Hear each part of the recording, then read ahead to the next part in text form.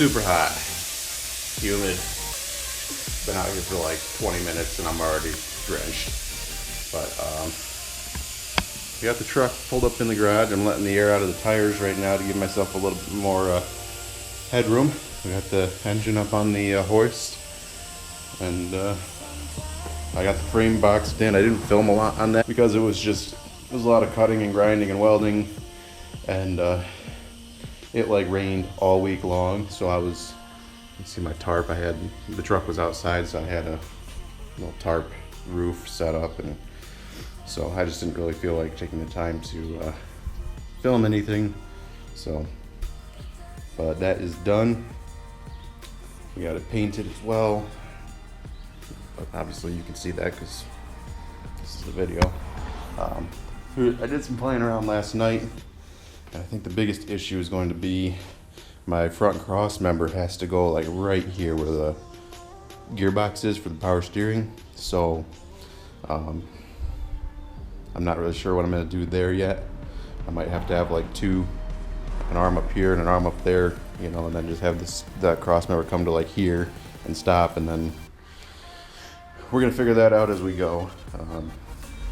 But it's kind of exciting. We're to this point where we can finally kind of set the engine in there and see how it's gonna look, and if it's gonna fit, all that fun stuff. So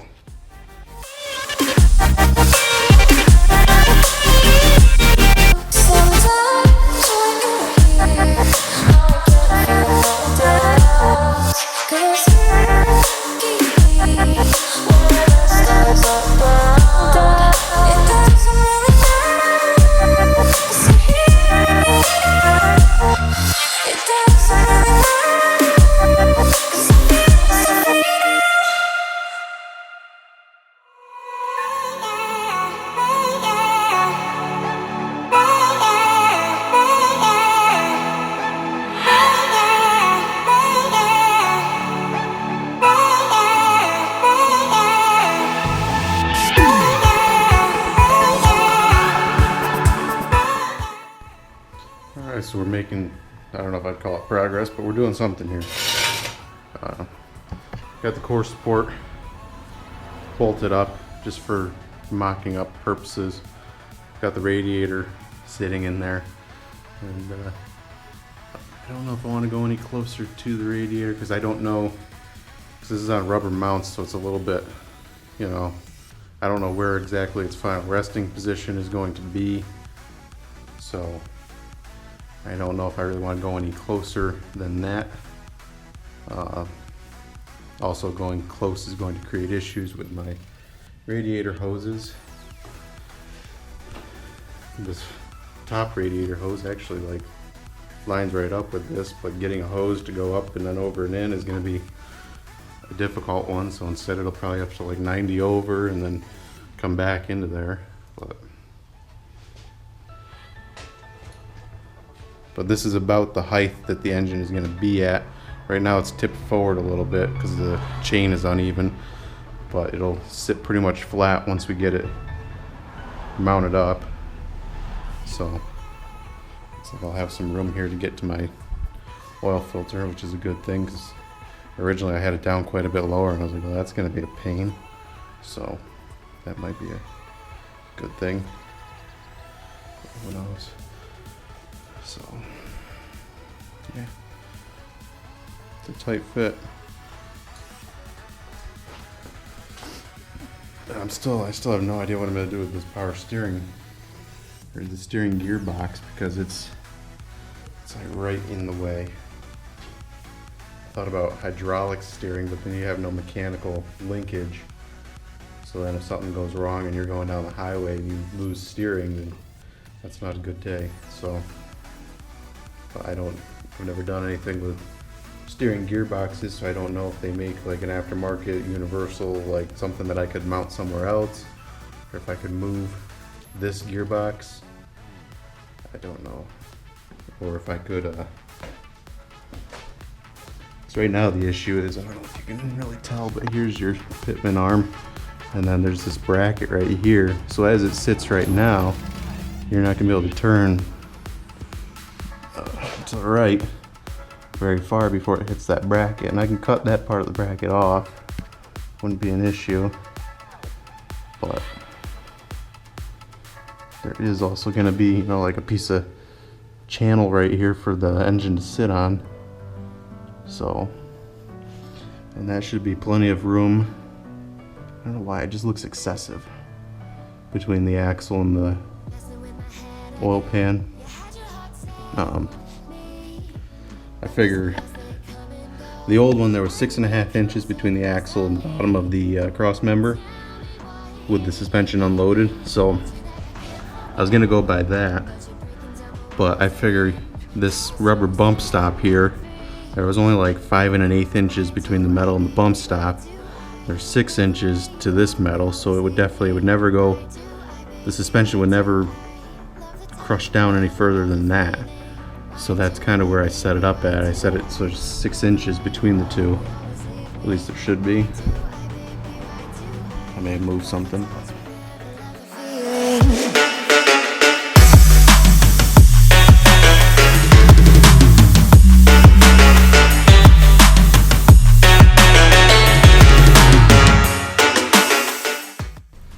Alright, so we made some progress yesterday on the truck.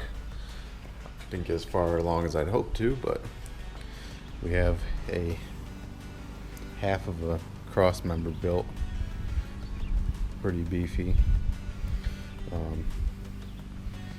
This gearbox is right in my way, so I'll work on figuring that out today, see if I can get this front Crossmember done and welded in, and then get the frame back inside, get the engine kind of dropped into it, and start working on the rear ones.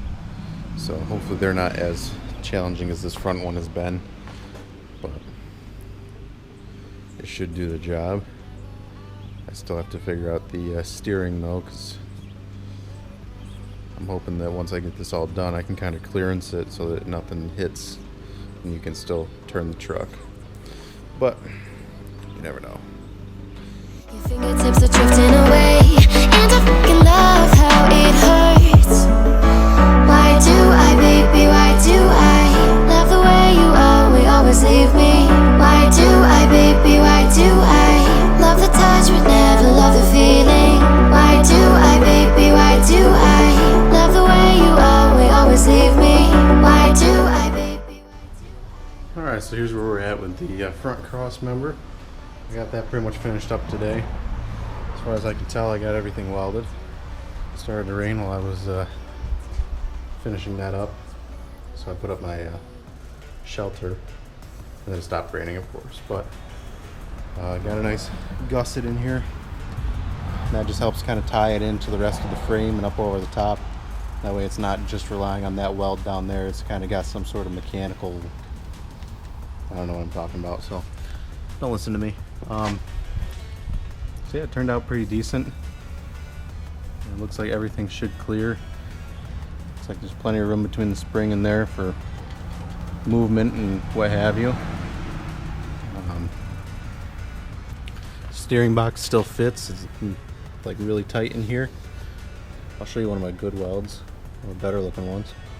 I did make a little, I did clearance a spot there for the pitman arm, but then looking at it, it's still gonna, this drag link is still gonna hit in here where this plate is.